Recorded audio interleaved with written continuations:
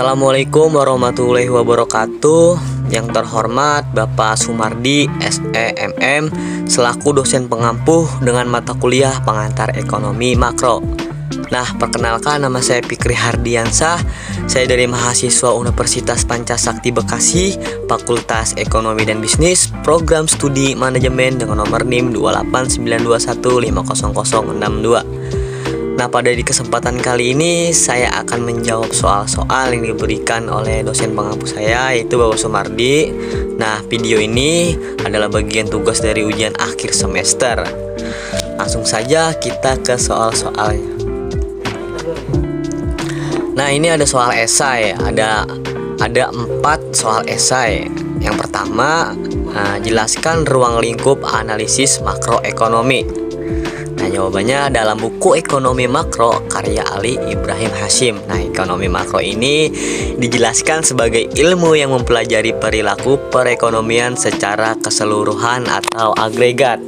Ruang lingkup ekonomi makro meliputi kemakmuran dan resesi, output barang dan jasa perekonomian, serta laju pertumbuhan output, inflasi, dan pengangguran. Nah, juga neraca pembayaran dan nilai kurs. Nah, itu soal yang pertama. Ada yang soal yang kedua. Jelaskan konsep ekonomi 2 sektor, ekonomi 3 sektor, dan ekonomi 4 sektor. Langsung ke yang 2 sektornya. Perekonomian 2 sektor disebut juga perekonomian sederhana karena hanya terdiri atas 2 pelaku, yaitu rumah tangga konsumsi atau masyarakat dan rumah tangga produksi atau perusahaan. Nah, adapun perekonomian 3 sektor terdiri atas rumah tangga konsumen, rumah tangga produsen, dan pemerintah. Peran pemerintah di sini adalah sebagai pengatur, sebagai produsen, sekaligus sebagai konsumen. Besar kecilnya peran pemerintah dalam perekonomian itu sendiri sangat tergantung pada sistem ekonomi yang dianut. Nah, di sini model perekonomian 4 sektor yaitu adalah yang paling sesuai dengan kenyataan, yaitu bentuk perekonomian terbuka. Ciri perekonomian terbuka adalah adanya kegiatan masyarakat luar negeri dalam bentuk ekspor, impor, dan pertukaran faktor produksi. Nah, kegiatan ekspor dan impor itu kemudian memunculkan istilah perdagangan internasional. Itu soal yang kedua. Lanjut kita ke soal yang nomor 3. Jelaskan pengertian ekonomi terbuka dan ekonomi tertutup.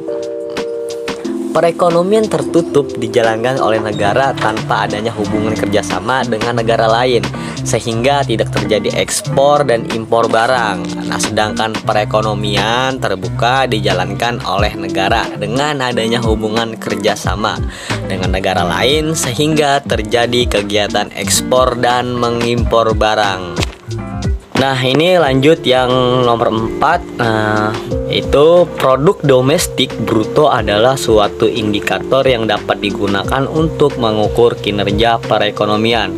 Dalam perhitungannya ada pendekatan pengeluaran dan pendekatan pendapatan.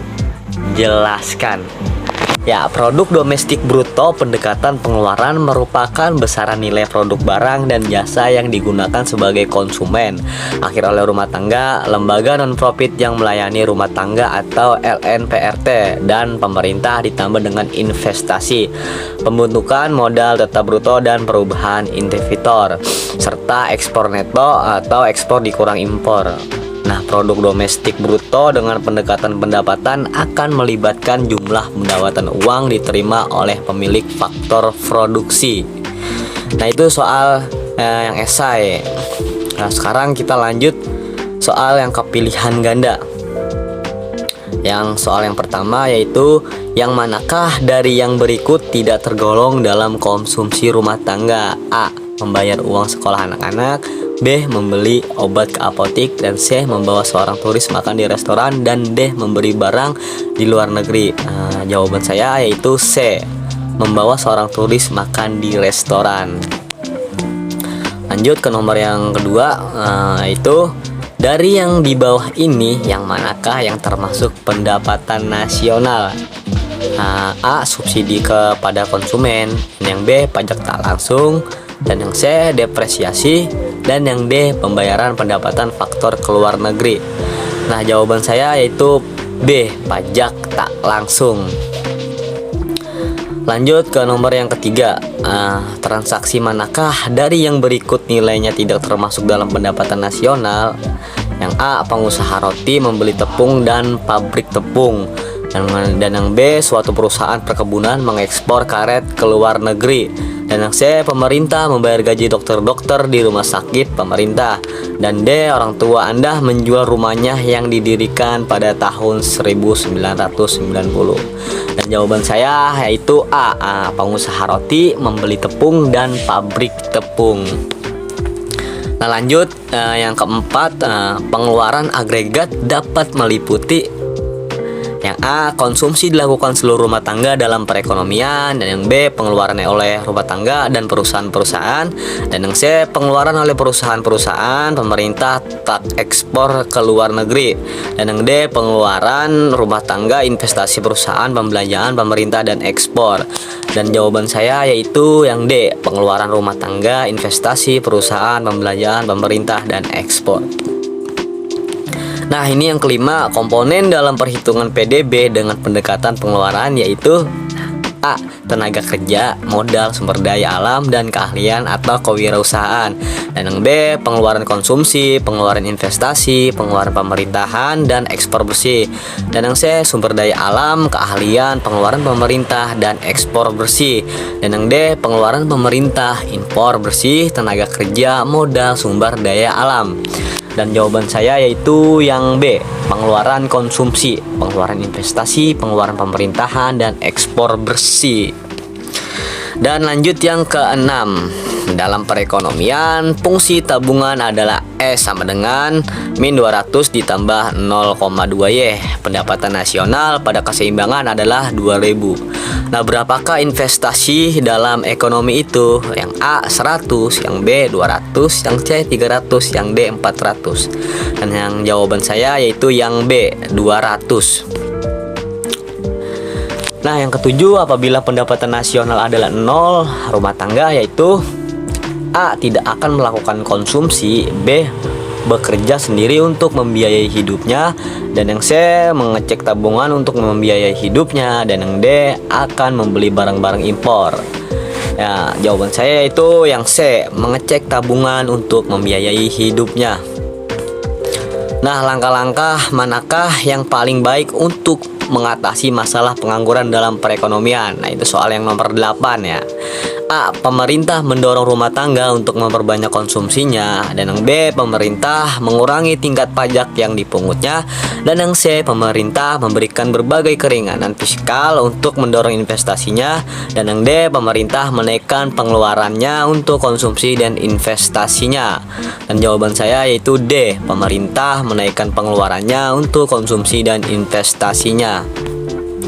Lanjut nomor yang 9 yaitu yang dimaksud dari yang berikut tidak termasuk dalam produk nasional bruto Indonesia yaitu A, gaji pekerja di Arab Saudi, B, gaji pekerja di Indonesia di suatu perusahaan asing, dan yang C, ekspor minyak ke Indonesia ke Jepang, dan yang D, keuntungan perusahaan minyak Jepang di Indonesia. Jawaban saya yaitu yang D, keuntungan perusahaan minyak Jepang di Indonesia. Lanjut yang ke-10. Apakah yang diharapkan dari menjalankan kebijakan fiskal?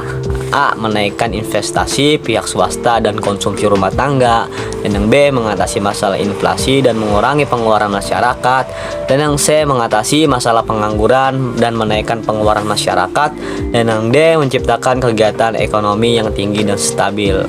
Jawaban saya yaitu yang D, menciptakan kegiatan ekonomi yang tinggi dan stabil. Nah, terima kasih. Mungkin itu jawaban-jawaban dari saya tentang soal-soal yang diberikan oleh dosen.